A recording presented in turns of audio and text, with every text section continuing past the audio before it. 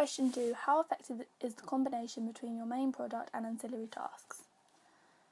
My digipack. Our task for our A2 coursework was to make a digipack and magazine advert alongside our main product, which was our music video. When beginning to think about the design of my digipack, I researched into the digipack designs of other indie bands and artists. I analysed the existing products in order to make my digipack reflect the genre whilst being effective. From doing this analysis, I found that many conventions that were useful to think about when I was designing my own digipack.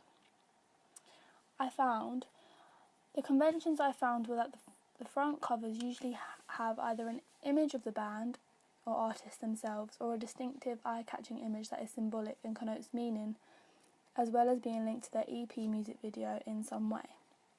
Furthermore, the whole album, including the front, back and insides, usually have a similar theme, creating continuity. The front usually has the band artist name in the biggest font and the name of the album slightly smaller. The back has a track list and a barcode. This is the digipack I decided to make. Why? I made my digipack on Photoshop and Microsoft Word, as these programs were what I thought to be easiest and could create what I imagined. I decided to mix two conventions together and had a symbolic image for the front and images of the artist for the middle and back of the digipack, as I thought this would be most effective. The tree symbols isolation, which is how the star was feeling throughout our music video. Also, as it is a form of nature, it fits in with the reoccurring theme of our video as well as many other indie music videos. I also used a black and white filter on the image to allow for a consistency between the video, digipack and poster. For the inside of the digipack, I decided to use an image from our video, as many people from our audience feedback said this was their favourite. I also wanted to add a pop of colour to the digipack, as not all of the videos that band make will be in black and white, therefore I didn't want the digipack to solely reflect this one song and video. The back is also in black and white, however, as I wanted the front and back to be consistent, as this is what the buyer will see. I also thought it would look odd if I changed between the front and the back. I also wanted to add the artist to the middle and back of the digipack, as I didn't on the front. I wanted to demonstrate Steve Brooker's style quality theory in some way. I kept the font the same to the one used at the beginning of the video, creating consistency. I used white font in order for the words to stand out against the black background. The black and white colour palette is a strong convention of the indie genre.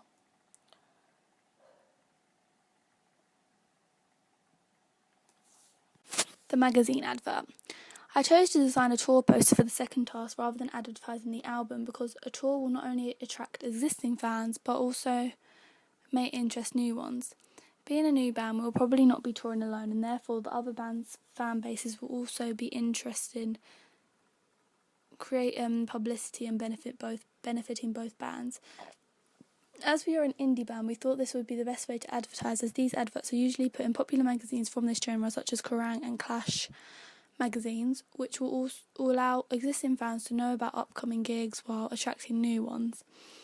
As we're a new band, I decided to keep the tour exclusive to the UK. As we are new, our budget will be low and therefore wouldn't be able to afford to travel around Europe or the world.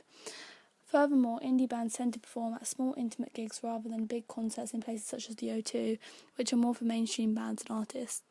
Therefore, I have included locations such as...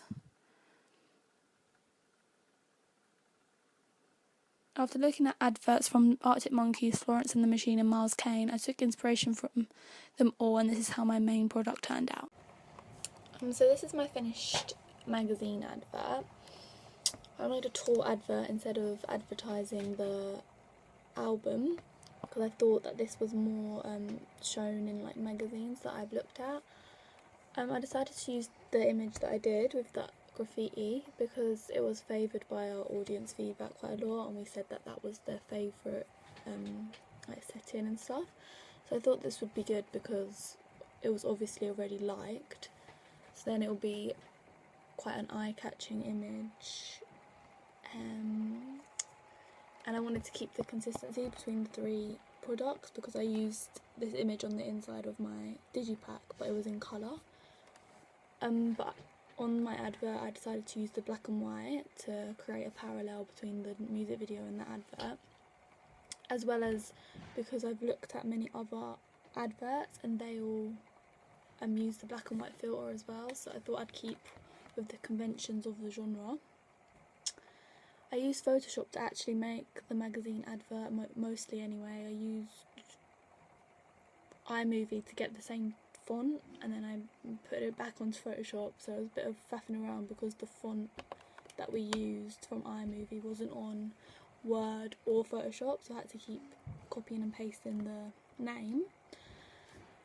Yeah, so I did the eye thing by putting the image in and then kind of erasing around the edges because it was all like black, and then I made the transition different, and then like merged it and changed the opacity to make it like have the bits of her face like gone and stuff, so it gave quite a sinister, eerie tone to the advert by doing that, which correlates back to the video because she commits suicide. What else? Yeah, and I wanted to, because the image of the background is quite dramatic anyway and eye-catching, I wanted to create something a bit more interesting, that when you look closer at the poster you'll see more like intricate details. I also used that, I copied and pasted what I put in the eye and overlapped it on top of my face, because I thought we were just moving it around and I was going to put it in the other eye, but then as we were dragging it I was like, oh my god, like it looks good there, so I put it there, and then yeah, thought it looked quite good. And because I chose to do this also because we use voyeurism quite a lot in our video, so I thought if I put this in, it all links together, because we did like the whole self-reflection and like yeah, like how she's insecure and stuff like that. Yeah, so as I said before, the font was like, we used the same font as from our video in Digipack. And then with the text, I just put the date at the top, the venue, and then the location, because I saw that in the Arctic Monkeys video they did this and it looked quite effective. I thought that was the most important information to have on the actual poster, and then when they like look it up or whatever, then they can get more information.